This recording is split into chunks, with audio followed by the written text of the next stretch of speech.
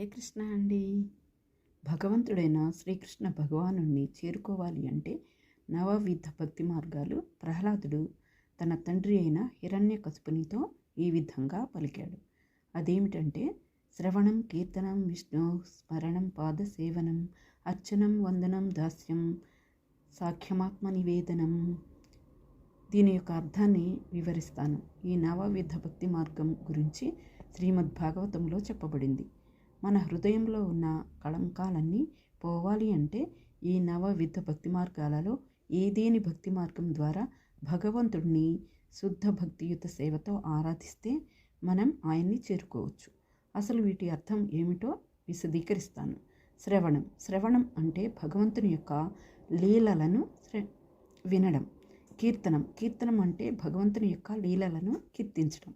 స్మరణం అంటే అన్ని సమయాలలో భగవంతుని నామస్మరణం చేయటం. సేవనం అంటే స్వామివారి పాదసేవనం చేయడం. అర్చనం అంటే స్వామివారిని అర్చించడం. వందనం అంటే స్వామివారిని భక్తితో వందనం చేయడం. దాస్యం అంటే స్వామివారి దాసుడిని అనే భావంతో భక్తి చేయడం. సఖ్యం అంటే స్వామి నా స్నేహితుడు, నా సఖుడు అనే భావనతో భక్తి చేయడం.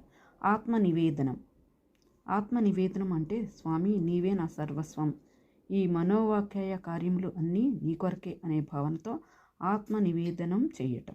వీటిని నవవిధ భక్తి మార్గాలు అంటారు. వీటిలో ఏదేని భక్తి మార్గాన్ని ఎంచుకొని శ్రీకృష్ణుని శుద్ధ భక్తియుత సేవలో నిమగ్నమైతే స్వామివారి యొక్క కరుణ కృపా కటాక్షాలు పొందిన వారం అవుతాము. భగవంతుని కరుణ పొంది భగవంతుని ధామమైన భగవంతుని ధామానికి చేరుకోవచ్చు. హరే కృష్ణ. సర్వే జనా సుఖినో భవంతు.